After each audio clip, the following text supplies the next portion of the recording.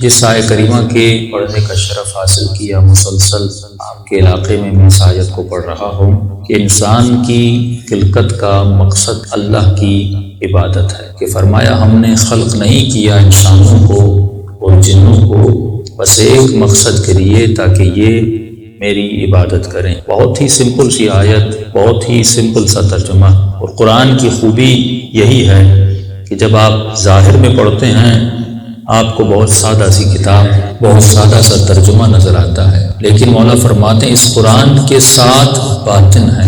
ظاہر قرآن اس انسان کے لیے ہے جو ظاہر تک باقی رہے، باطن قرآن اس انسان کے لیے ہے جو اپنے باطن تک پہنچ پائے، اور اہل بیت کسی باطن کو زندہ کرنے آئے۔ کمال یہ نہیں کہ ہم نے اپنے ظاہر کو بچایا، کمال یہ نہیں کہ ہم نے اپنے ظاہر کو سجایا۔ بعض لوگ اپنے ظاہر پر فخر کرتے ہیں کہ ہم خوبصورت ہیں، بعض لوگ اپنے ظاہر کو سجاتے ہیں، لیکن ذرا موضوع کو سمٹ کر ساتھ چلتے رہے، کیونکہ جب دو پڑھنے والے ہو جائیں تو بات وہیں کی وہیں رہ جاتی ہے۔ فرمایا کہ خلقت کا مقصد کیا تھا؟ عبادت تھا۔ تمہیں پیدا ہی اسی مقصد کے لیے کی۔ دو طرح کے انسان ہیں، ایک وہ جو ظاہر تک رہ گئے، ایک وہ جو اپنے ظاہر سے باطن تک پہنچ گئے۔ ہمیں اس ظاہر سے نکل کر اپنے باطن تک جانا ہے۔ جب تک ہم باطن تک نہیں جاتے تب تک کمال انسانی پہ کبھی پہنچ نہیں پاتے۔ ظاہر پہ مولا فرماتے ہیں فخر کرنے والے بہت گزرے، کسی نے اپنے حسن پر فخر کیا، کسی نے اپنے مال پر فخر کیا، کسی نے اپنی اولاد پر فخر کیا۔ اور قرآن کی ایک آیت ہے لا تبرجن تبرج الجاہلیہ، اکثریت لوگوں کی جو ہے وہ تظاہر میں زندگی گزار رہی ہے۔ یعنی اگر آپ فیس بک کو دیکھیں، ٹویٹر کو دیکھیں، واٹس ایپ کو دیکھیں، یہ ہو کیا رہا ہے کہ انسان جہاں کہیں بھی ہے خود کو دکھانا چاہتا ہے، وہ کچھ بھی کرنے کے لیے تیار ہے، بس کہتا ہے میں نظر آ جاؤں۔ وہ جھوٹ بولے گا میں نظر آ جاؤں، وہ فحاشی کرے گا میں نظر آ جاؤں، بڑی بڑی جگہوں سے چھلانگ مارے گا کہ میرے فوٹو بن جائیں، میں دنیا کو نظر آ جاؤں۔ آج ہر انسان خود کو دکھانے میں لگا ہوا ہے، یعنی کہتا ہے دنیا مجھے دیکھے، ویورز بڑھیں، کومنٹس بڑھیں، فالوورز بڑھیں۔ ہر انسان چاہتا ہے میں دنیا کی نظر میں دیکھا جاؤں۔ شہرت کا مطلب کیا ہے؟ میں دیکھا جاؤں، پھر اسے کچھ بھی کرنا پڑے وہ کرنے کے لیے تیار ہے۔ یہ ریسنٹ دھرنا جو ہوا یہ کیوں ہوا؟ کچھ لوگ اپنا نام بنانا چاہتے ہیں، اب چاہے اس کے لیے لوگ مرتے ہیں تو مر جائیں، اس کے لیے نقصان ہوتا ہے تو ہو جائے۔ ورلڈ گنیز بک کا نام سب نے سنا ہوگا، یہ کتاب کا اگر نام گنیز سے ہٹا کے بے وقوفوں کی کتاب رکھا جائے تو بہترین نام ہے۔ اس میں ہوتا کیا ہے؟ ایک منٹ میں ایک انسان نے کتنے برگر کھائے، اس نے ریکارڈ توڑا، بھائی اس نے 20 برگر کھا لیے۔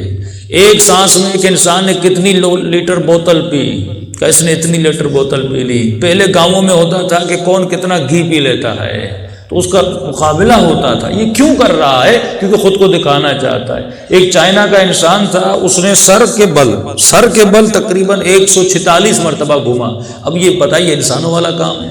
ہاں، یہ کوئی عقل مندی والا کام ہے؟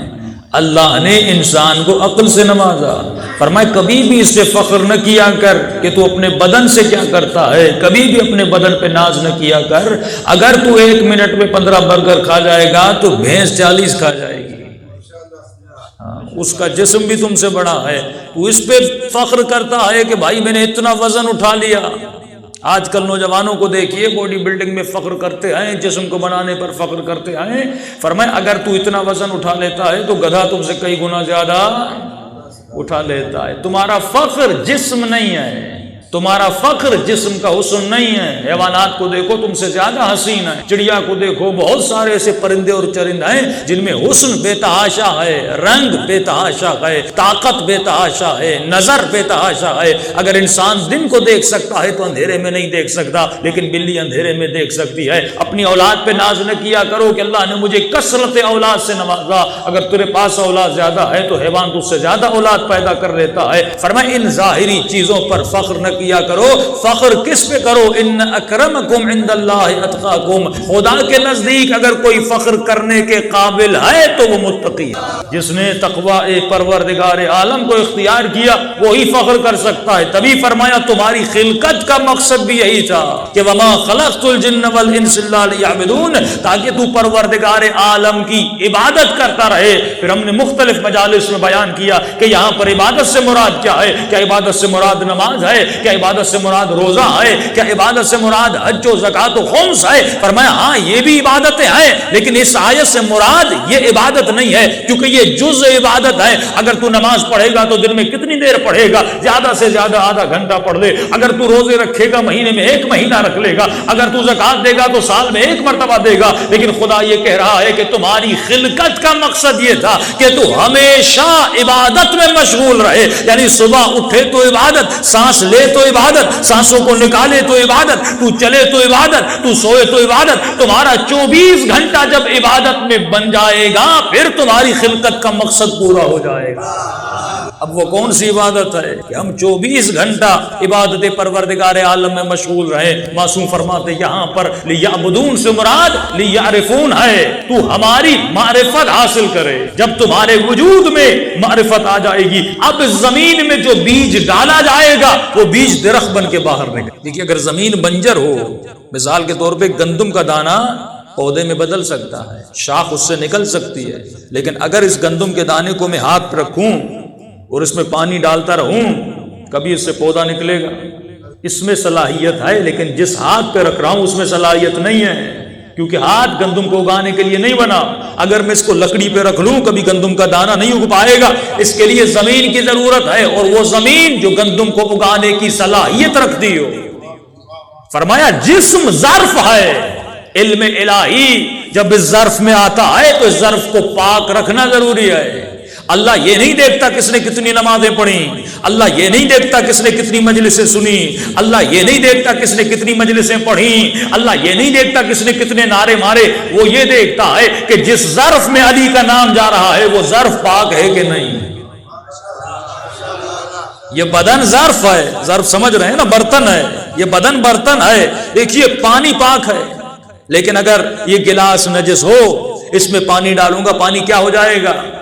نجس ہو جائے گا۔ پہلے مجھے گلاس کو پاک کرنا ہے، بعد میں اس میں پانی ڈالنا ہے۔ فرمایا یہ ظرف جو پروردگار عالم نے تجھے پاک ظرف دیا تھا، جب تو پیدا ہوا تھا تیرا برتن پاک تھا۔ اس برتن کا نام جسم ہے جو میں نے تجھے عطا کیا ہے۔ 7 سال تک پاک تھا، 14 سال تک پاک تھا، 15 سال کے بعد تو خود اس ظرف کو نجس کرتا ہے، لیکن میں نے تجھے کہا اس ظرف کو نجس نہ کرنا، کیونکہ اس ظرف میں کبھی علی کی محبت آئے گی، اس ظرف میں کبھی مجلس آئے گی، اس ظرف میں کبھی حسین کی زیارت جائے گی، اس ظرف میں کبھی امام رضا کی زیارت جائے گی، اس ظرف میں کبھی نہج البلاغہ جائے گی، اس ظرف میں کبھی تفسیر قرآن جائے گی۔ اگر ظرف نجس ہوگا جو چیز جائے گی وہ بھی خراب ہو جائے گی۔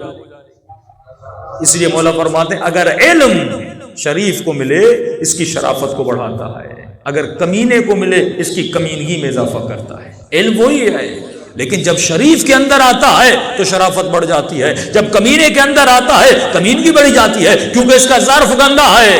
وہ لوگ جو علی ابن ابی طالب کے ساتھ گھومتے تھے، ساتھ بیٹھتے تھے، لیکن کوئی ہدایت نہ لپیا، کیوں؟ کیونکہ ان کا ظرف کیا تھا؟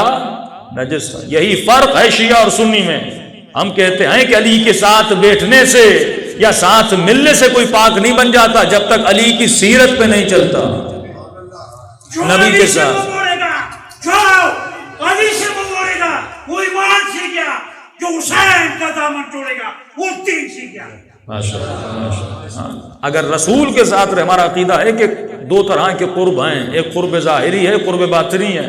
ظاہری طور پر جو اہل بیت کے قریب جاتا ہے وہ پاک نہیں ہو پاتا، جو باطنی طور پر علی کے قریب جاتا ہے وہ پاک ہو پا جاتا ہے۔ یعنی یہ ہے کہ اگر آپ یہاں سے کربلا جائیں اور اپنا بدن حسین کی ذریعے سے مس کر کے واپس آ جائیں یہ ثواب تو ہے، لیکن فرمایا جب تک باطن حسین سے مس نہیں ہوتا تب تک انسان پاک نہیں ہوتا۔ اور دیکھیے ظاہر کے مس کرنے میں کتنا ثواب ہے۔ یہ آنکھیں میری ہیں، اگر میری بیوی مر جائے، رشتہ دار مر جائے، میں اس کے غم میں روں، ان میری آنکھوں سے نکلے ہوئے آنسوؤں کا کوئی خریدار نہیں۔ آنسو میرے ہیں، ذائقہ بھی وہی ہے، نمکین ہے، لیکن یہی آنسو جب حسین کے غم میں بہتے ہیں وہی آنسو ہیں۔ ذائقہ بھی نہیں بدلا، لیکن ان آنسوؤں کی خریدار سیدہ بن جاتی ہیں۔ یہ قدم میرے ہیں، گوشت میرا ہے، ہڈیاں میری ہیں، اگر ان قدموں سے میں اسلام آباد جاؤں کوئی قیمت نہیں، کوئی خریدار نہیں، لیکن یہی قدم اگر نجف سے کربلا جائیں، فرمایا ان کے پاؤں کی خاک کو ملائکہ اپنے پروں سے مس کیا کرتے ہیں۔ چہرہ آپ کا، چہرہ میرا دیکھنا عبادت نہیں ہے، لیکن یہی چہرہ اگر کربلا جائے، حسین کی زری سے مس ہو کر واپس آئے، فرمایا 3 دن تک ظاہر کے چہرے کو دیکھنا عبادت میں شمار ہو جاتا ہے۔ کمال میرے بدن کا نہیں ہے، کمال میرے آنسوؤں کا نہیں ہے، لیکن جب ان کی نسبت حسین ابن علی سے ہو جاتی ہے تو یہ باشرف بن جاتے ہیں، یہ جسم شریف بن جاتا ہے، لیکن ٹیمپریری 3 دن تک دیکھنا عبادت ہے، کیونکہ حسین کی زری سے مس ہو کر آئے۔ اب تصور کریے جو حسین سے مل جائے، جو علی سے مل جائے، جو امام زمانہ سے مل جائے، اس کا وجود کتنا پاک ہو جائے گا۔ یہ وجود پاک ہوگا تو کیسے ہوگا؟ اس کے مراحل ہیں۔